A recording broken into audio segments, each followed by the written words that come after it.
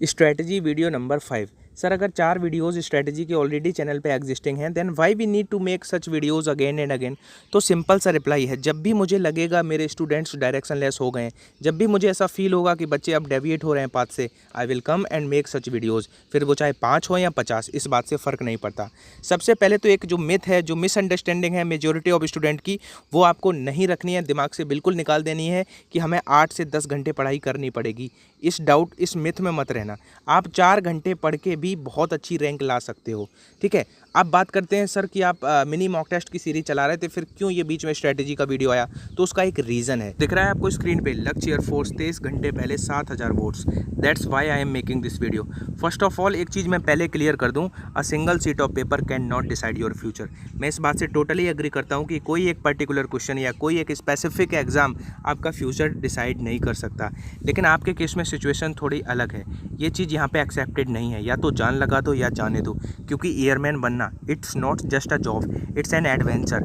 तो यहाँ पे पागल होना पड़ेगा, वो जुनून लाना पड़ेगा, क्योंकि ये 15% किसी दूसरे प्लेनेट से नहीं आए हैं, ये आप लोगों में से ही हैं।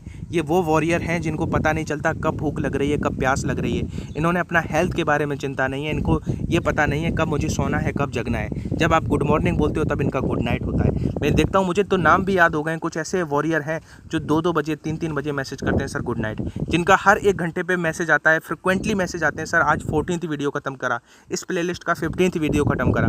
दैट्स वाई मैं कुछ आपसे बातें करना चाहता हूँ, और मैं ये आपसे प्रॉमिस कर रहा हूँ, जिस तरह से मैंने पिछले 4 वीडियोज़ में आपको जो है जेन्युइन बातें बताई हैं, जो प्रैक्टिकली पॉसिबल हैं, कहीं से कॉपी पेस्ट नहीं करता हूँ, ये आप लोग भी जानते हो। जो 60,000 परिवार बना पाया हूँ, जेन्युइन लोगों को जोड़ पाया हूँ, वो इस टू द पॉइंट बात करके ही जोड़ पाया हूँ। तो स्ट्रैटेजी भी वो बताऊंगा जो आप इम्प्लीमेंट कर पाओ, और हर जो स्ट्रैटेजी वीडियो में एक यूनिक बात बताता हूं। तो बिफोर दिस मैं आपको इस क्वेश्चन के बारे में बता दूं, इस क्वेश्चन का जिक्र जो है वो मैं हर अपने दूसरे वीडियो में करता हूं, इसलिए मुझे थोड़ा पर्सनली भी बुरा लगा कि अगर मैग्नेटिक परमिटिविटी और इलेक्ट्रिक परमिटिविटी, आपने देखा होगा मेरे हर दूसरे वीडियो में इन बातों को मैं इंक्लूड कर ही लेता हूँ। स्टिल जो है 7000 में से 1000 बच्चे, लगभग 1050 बच्चों ने ही सही आंसर दिया है। व्हाट अबाउट दोस्त 6000? क्या ये इनको मैं एस्पायरेंट ना कहूँ? क्या मैं इनको भीड़ में इंक्लूड कर दूँ? तो यार ये मत करो, ठीक है। अगर आपने सपना देखा, क्योंकि बहुत सारे ऐसे भी प्लेटफॉर्म हैं जहाँ पे आप अपना फ्यूचर सिक्योर कर सकते हो, तो अगर आप में सीरियस नहीं हो आप, और ठीक है, वो हर बच्चे को पता होता है कि देखो अपनी कहाँ पे गलतियाँ हो रही हैं, क्या हो रही हैं, ये सबको पता होता है। तो अगर आप तैयारी कर रहे हो तो इस तरह से, इनको मैं मिस्टेक नहीं कहूँगा, इनको मैं ब्लंडर कहूँगा। अगर ऐसी छोटी छोटी मिस्टेक करोगे तो क्या सिलेक्शन की रेस में आप बहुत पीछे हो जाओगे, क्योंकि ये वो चीज़ें हैं जैसे कि एलसी हुआ। अब इसी को क्या है कि आप रट मत लो कि अंडर रूट एलसी है वो टाइम के इक्वल हो जाएगा, ठीक है, रट मत लो, क्योंकि कई बार क्या है कि अंडर रूट नहीं लगा होगा, केबल एलसी होगा, तब आंसर एल स्क्वायर होगा, आरसी होगा, टी होगा। कुछ ये ऐसी यूनिक चीज़ें हैं जो मैंने रटाई हुई हैं। उसी में एक था म्यू 0 एप्सिलॉन 0, इसका ये इस तरह का फॉर्मेट 1/√μ 0 एप्सिलॉन 0, जिसका मैंने बताया था कि ये सी, यानी कि ये प्रकाश निर्वात में प्रकाश की चाल होता है मीटर पर सेकेंड, तो ये हमारा मीटर पर सेकंड के इक्वल आता है, ये वाला फॉर्मेशन। इसमें भी कई तरीके से रिप्रेजेंटेशन होता है, कई बार स्क्वायर रूट नहीं लगा होगा, तो आप देख सकते हो अकॉर्डिंगली दोनों साइड का स्क्वायर कर दोगे तो इधर एल स्क्वायर टी -2 हो जाएगा। अगर इस ऊपर ये है, अगर ये ऊपर है तो ये माइनस और ये प्लस हो जाएगा। लेकिन इस केस में क्या था कि अगर आपको ये नहीं भी पता था कि ये, आपने देखा कि ये जो मैग्नेटिक परमिटिविटी है वो ऊपर थी और इलेक्ट्रिक परमिटिविटी जो है वो नीचे थी, और इनका था स्क्वायर रूट। तो ये भी वही one of the famous result है, जैसे L/R हर बच्चे को पता है कि T के इक्वल है। सिमिलरली ये भी आपको पता होना चाहिए कि ये ओम के इक्वल आता है। अगर आपको नहीं भी पता था तो मैं हर वीडियो में आपसे एक बात कहता हूँ कि रेजिस्टेंस, इम्पीडेंस, इंडक्टेंस, कैपेसिटेंस, ये कुछ ऐसे डायमेंशनल फॉर्मूले हैं, और एक फार्मूला याद, रेजिस्टेंस का याद करने से रजिस्टिविटी हो जाता है, कंडक्टिविटी होता है, स्पेसिफिक कंडक्टिविटी होता है, तो एक फार्मूला याद करने से 4 होते हैं। इसी तरह से मैंने अभी कोस्ट गार्ड का जब रिव्यू कराया था तब मैंने बहुत आपको एम्फेसाइज़ किया था कि ये आपको परमिटिविटी, मैग्नेटिक और इलेक्ट्रिक दोनों याद कर लो, इनके मात्रक और डायमेंशनल फॉर्मूले, ठीक है। फैराड प्रति मीटर इसका क्या होता है? इसका होता है हेनरी प्रति मीटर, इसका होता है फैराड प्रति मीटर। इस बात को मैंने बहुत बार कहा था कि इन दोनों के इंडिविजुअल डायमेंशनल फॉर्मूले याद कर लो। जब इंडिविजुअल डायमेंशनल फॉर्मूले आप रखते और उसका स्क्वायर रूट लेते तो वो ओम के इक्वल मिलता। लेकिन क्या करूँ अब, मैं फिर आपको एक बात बता दूं कि मैंने वीडियो के स्टार्टिंग में भी कहा था कि अगर आपकी सोच ये है कि हम 8 घंटे पढ़ के सिलेक्शन ले सकते हैं और एक सीरियस चेहरा बनाने से हम एक सीरियस एस्पिरेंट बन जाते हैं, तो इस गलतफहमी में मत रहना। सबसे पहले तो 2 बातें हैं स्ट्रैटेजी में। सबसे पहली बात कि चीयरफुली प्रिपरेशन करनी। कैसे करनी है? मतलब आपको काम रहना है, कूल रहना है, मतलब बहुत सारे, मैं भी जब हॉस्टल में रहता था तो कुछ आसपास सराउंडिंग में कुछ ऐसे स्टूडेंट थे जो एयरफोर्स की प्रिपरेशन करते थे। तो कुछ बच्चे जो मैंने ऑब्जर्व किया, ये प्रैक्टिकल बात बता रहा हूँ, जो ज़्यादा सीरियस रहते हैं, मतलब उनका चेहरे पे हमेशा सीरियस, 2 मिनट अगर उनको फ़ोन कर दो तो वो फ़ोन, अरे रखो यार मेरा टाइम वेस्ट हो रहा है, मतलब आप हर सर्कल में ऐसे कुछ बच्चे होते हैं। तो बहुत कम केसेस में ऐसा होता है कि वो अपना गोल अचीव कर पाते हैं। इस चीज़ का बहुत इम्पैक्ट पड़ता है आपके अब जो ब्रेन का फंक्शन है, क्योंकि यहाँ पे क्या है कि चीज़ों को ठूसते नहीं रहना है कि बस 20-20 घंटे 10-10 घंटे पागल हुए पड़े हैं। तो हमें स्मार्ट वर्क भी आना चाहिए। सबसे पहले तो मेरा जो मेन आपसे रिक्वेस्ट है, फर्स्ट ऑफ ऑल, कि पहली बात तो सीरियस नहीं रहना है, खुश रह के पढ़ाई करनी है, ना चाहते हुए भी, क्योंकि सिचुएशन ऐसी नहीं है कि खुश हो पाओ। आपके पास जॉब नहीं है, मैं समझता हूँ आपके पेरेंट्स वेट कर रहे हैं कि कब बच्चा हमसे कहेगा कि आज मेरा जो है ज्वाइनिंग लेटर आ गया, या कब कहेगा कि मेरे इतने मार्क्स आए, मैं शॉर्ट लिस्टेड हो गया। लेकिन खुश रह पाना थोड़ा टफ है, लेकिन कोशिश करो खुश रह के पढ़ाई करने की।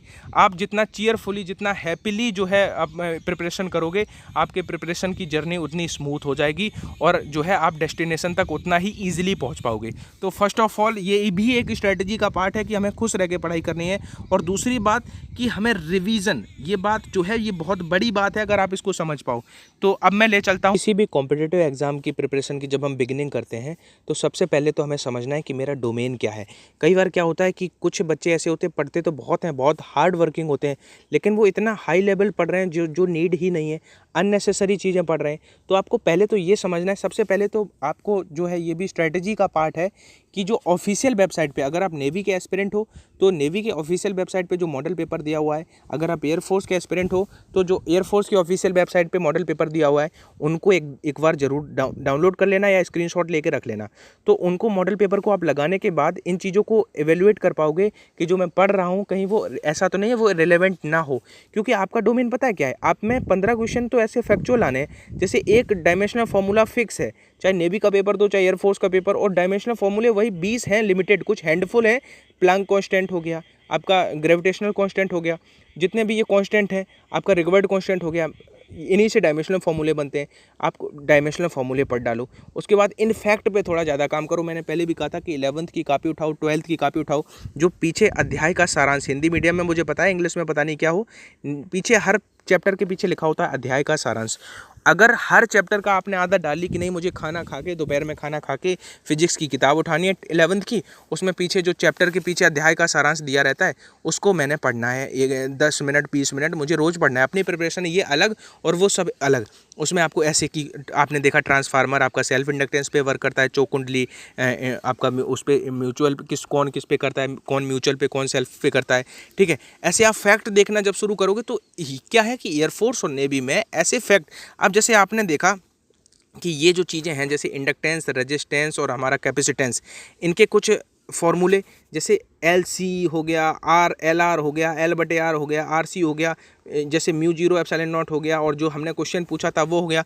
तो कुछ ऐसे ये ज़्यादा नहीं है, अगर आप देखोगे तो इनको देख के डर जाओगे। मैंने एक डेडिकेटेड वीडियो बनाया हुआ है इन्हीं चीज़ों का। तो आपने क्या करना है, तभी मैं अनफॉर्चुनेटली मैं आपको कई बार ये चीज़ें दिखा चुका हूँ, लेकिन कुछ बच्चे पता नहीं वो वीडियो मिस कर देते हैं स्ट्रैटेजी के या वट।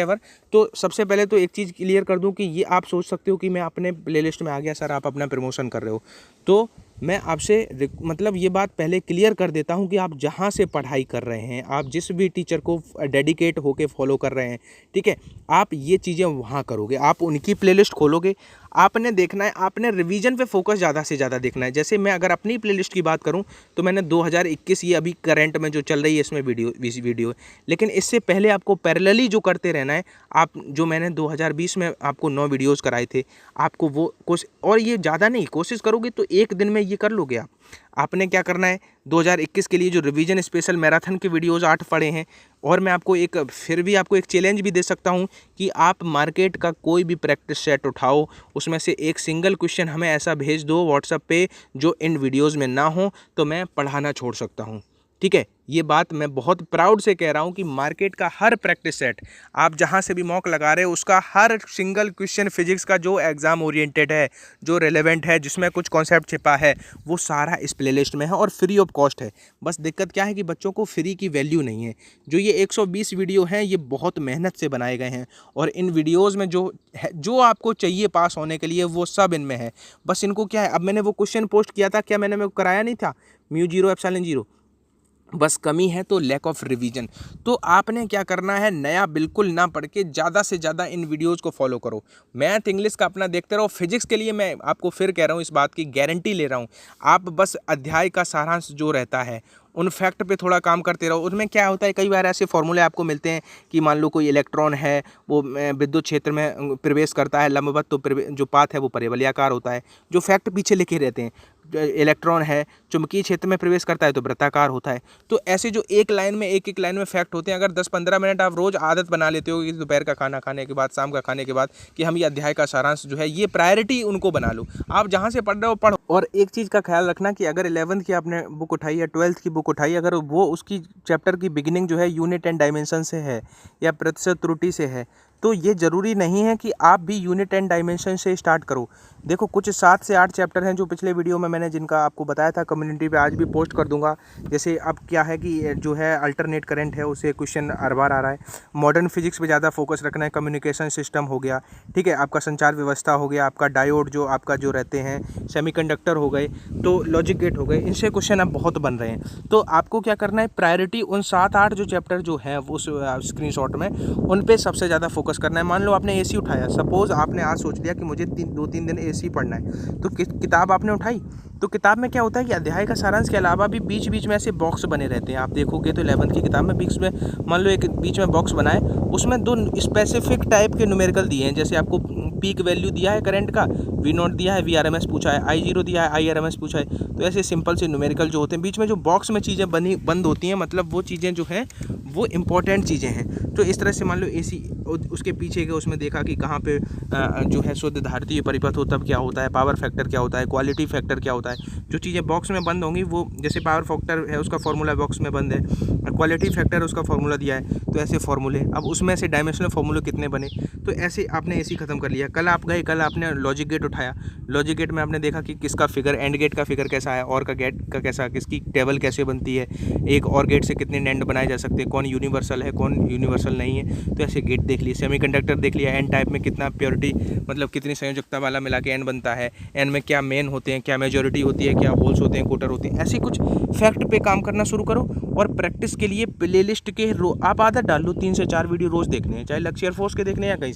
और देखो अगर आपकी चैप्टर पे कमांड नहीं है तो बहुत सारे ऐसे लोग भी हैं जो आपको पूरा चैप्टर वाइज पहले पढ़ाते हैं। तो मेरा सजेशन है कि पहले तो आप चैप्टर वाइज पूरा अच्छे से पढ़ चुके हो। मैं ऐसा मान के चलता हूँ कि आपने 12th में थोड़ा बहुत भी पढ़ा है।